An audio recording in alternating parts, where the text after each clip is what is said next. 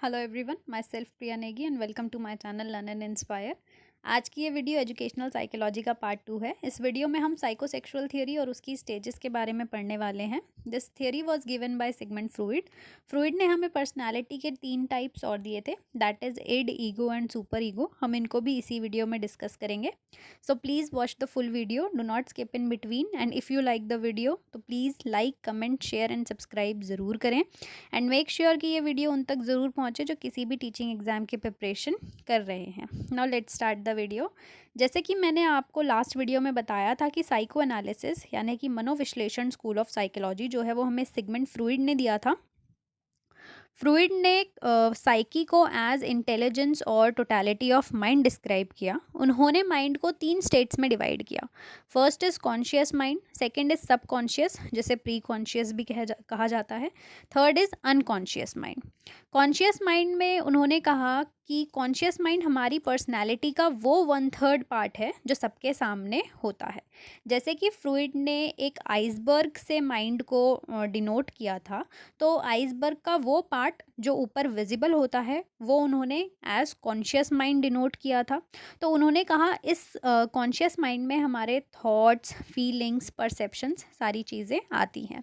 Then सब conscious और pre conscious mind, इसमें उन्होंने कहा कि ये जो माइंड होता है ये हमारा होम ऑफ एवरीथिंग है, यानी कि इसमें हम अपनी नॉलेज और मेमोरी को रिट्रीव भी कर सकते हैं इसमें से और सप्रेस भी कर सकते हैं। रिट्रीव कैसे कर सकते हैं कि जब हम इसको पुश कर देंगे कॉन्शियस माइंड की तरफ तो वो हमारी मेमोरीज रिट्रीव हो जाएंगी, और जब हम इसको अनकॉन्शियस माइंड की तरफ पुश कर देंगे तो वो हमारी मेमोरीज या नॉलेज जो है वो सप्रेस हो जाएगी। थर्ड इज़ अनकॉन्शियस माइंड यानी कि अचेतन मन। तो फ्रूइड ने इसे हमारी पर्सनैलिटी का वो 2/3 पार्ट बताया जो आइसबर्ग की तरह पानी के अंदर ढका रहता है। ठीक है, इसमें हमारी वो विशेज़ और डिज़ायर्स होती हैं जो हम सबके सामने एक्सप्रेस करने में अनकंफर्टेबल होते हैं। फॉर एग्जांपल हमारे फियर्स हो गए, वॉयलेंट मेमोरीज हो गई, इर्रेशनल विशेज़ या सेल्फिश नीड्स जो हमारी हो गई वो सारी। फ्रूइड ने हमें 2 इंस्टिंक्ट यानी कि वृत्तियों के बारे में भी बताया था, life instinct and death instinct. इन्हें 2 और नामों से जाना जाता है।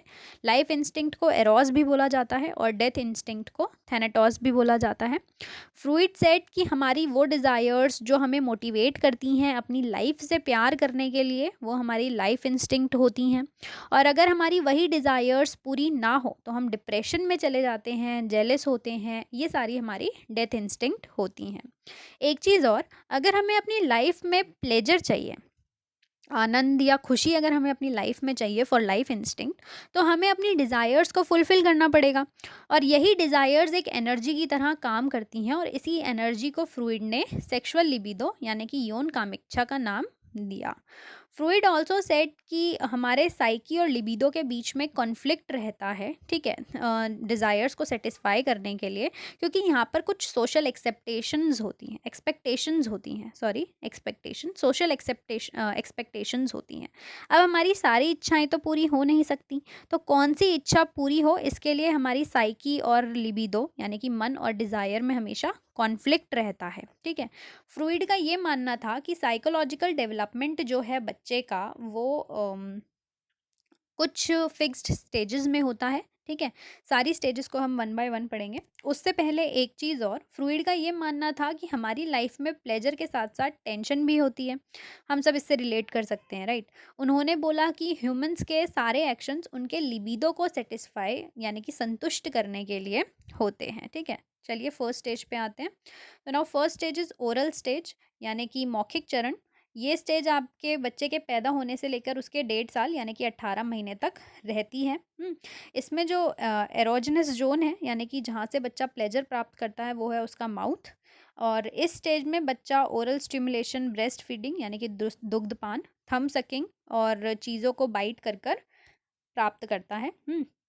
फ्रूइड का ये कहना था कि इस स्टेज में ओरल स्टिमुलेशन अगर ज़्यादा हो जाए या कम हो जाए तो ओरल फिक्सेशन हो जाता है। ठीक है, ओरल फिक्सेशन होता है।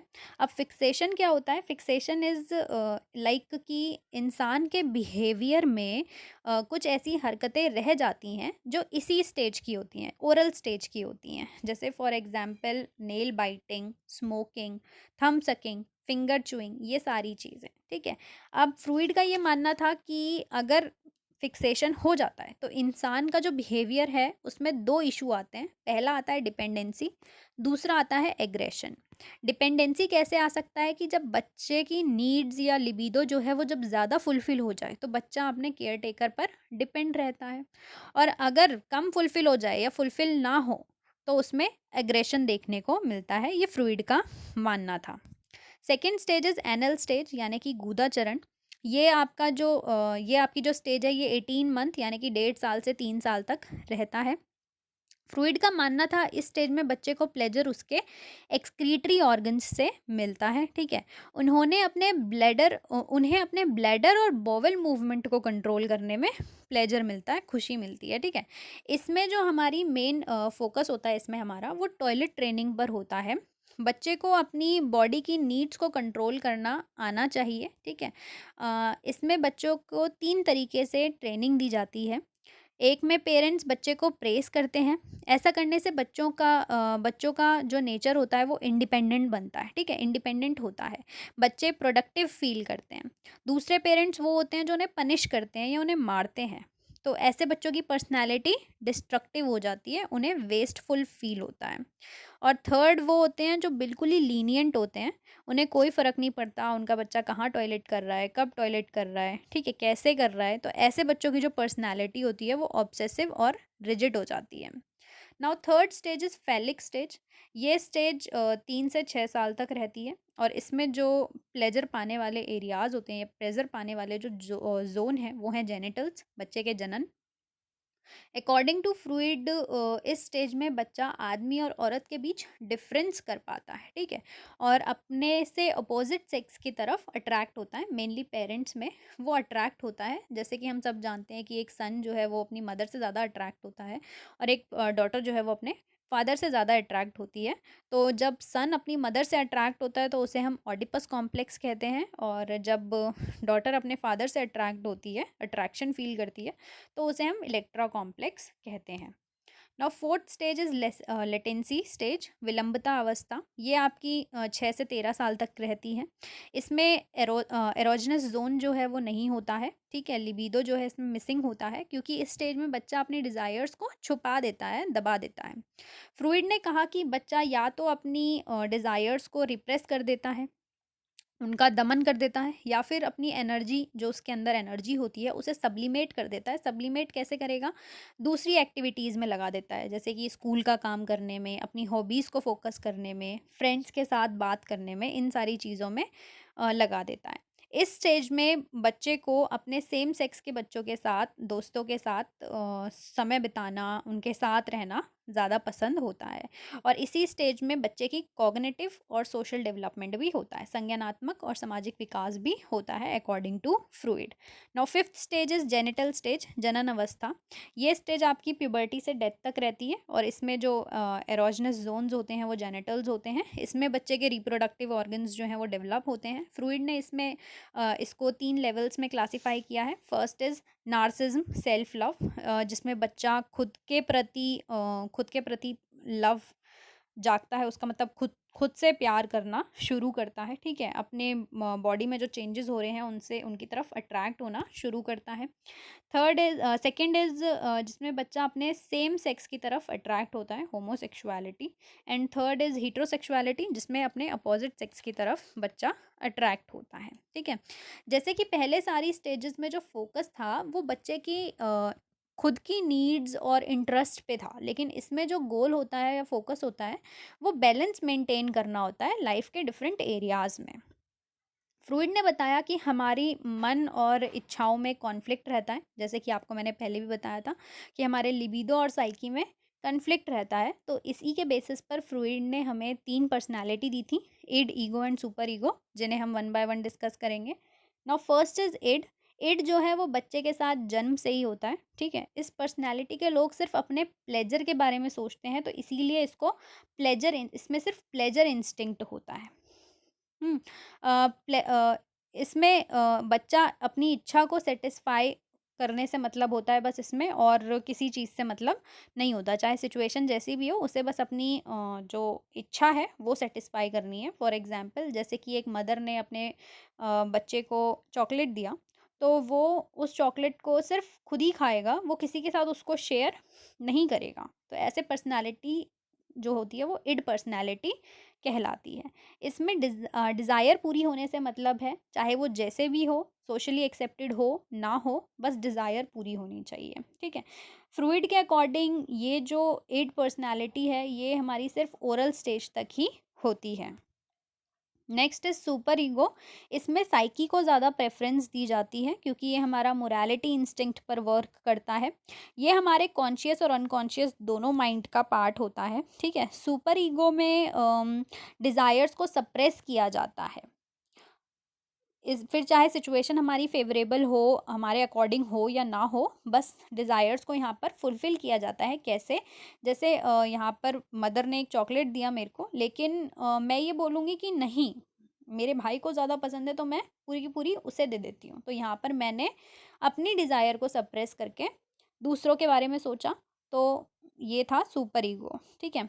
इसी वजह से इसे स्टोर हाउस ऑफ डिज़ायर भी बोला जाता है, क्योंकि इसमें सारी डिज़ायर्स हमारी सप्रेस हो जाती हैं, स्टोर रहती हैं।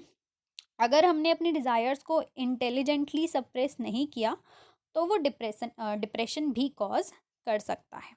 Next is ego. ईगो जो है वो रियलिटी इंस्टिंक्ट पर वर्क करता है, यानी कि इसमें रियलिटी को ज़्यादा प्रेफ़रेंस दी जाती है, ठीक है? और ये हमारे कॉन्शियस माइंड का पार्ट होता है। ईगो एक तरीके से बैलेंस क्रिएट करता है between psyche and libido. How? अब देखिए, जैसे बाकी दोनों में, एक में उसने सिचुएशन चाहे जैसी भी हो, अपनी डिज़ायर को फुलफ़िल किया, और दूसरे में अपनी डिज़ायर को उसने सप्रेस कर दिया। लेकिन ईगो क्या करेगा? बैलेंस क्रिएट करेगा। मदर ने चॉकलेट दी है, तो वो हाफ़-हाफ़ शेयर करके खाएगा। तो यहाँ पर उसकी डिज़ायर भी पूरी हो गई, ठीक है? और उसने मतलब मोरालिटी भी शो कर दी। तो दोनों के बीच में बैलेंस क्रिएट कर दिया। एक चीज़ और है इसमें, कि अगर हमारे लिबिडो ने हम पर, मतलब अगर लिबिडो हम पर हमारा हावी हो गया, डिज़ायर्स हम पर हावी हो गई, तो हम कोई भी क्राइम कमिट कर सकते हैं। और अगर हमारी हम पर वैल्यूज़ हावी हो गई, साइकी हमारा हावी हो गया, तो हम डिप्रेशन में जा सकते हैं। तो ईगो पर्सनालिटी जो होती है, वो पर्सनालिटी है जिसमें कोई भी इंसान अपनी डिज़ायर्स को एक तरीके से सेटिस्फाई करे जिससे सोसाइटी को कोई प्रॉब्लम ना हो, ठीक है? उसके बिहेवियर से सोसाइटी को कोई प्रॉब्लम ना हो, वो चीज़ सोशली एक्सेप्टेड हो। तो ऐसी पर्सनालिटी को ईगो पर्सनालिटी कहा जाता है, ठीक है? ईगो सिर्फ सोशल सर्कमस्टांसेस को नहीं देखता, बल्कि ये डिज़ायर्स को भी साथ साथ फुलफिल करता है। नाउ एक पिक्चर है यहाँ पर। इस पिक्चर में आपको शो किया हुआ है कि ईगो हमारा कॉन्शियस माइंड का पार्ट होता है, इड हमारा अनकॉन्शियस माइंड का पार्ट होता है, और जो सुपर ईगो है वो हमारा दोनों का पार्ट होता है, ठीक है? होप आपको ये वीडियो पसंद आया होगा। अगर आपको ये वीडियो पसंद आया हो तो please like, share, comment and subscribe ज़रूर करें। Thank you.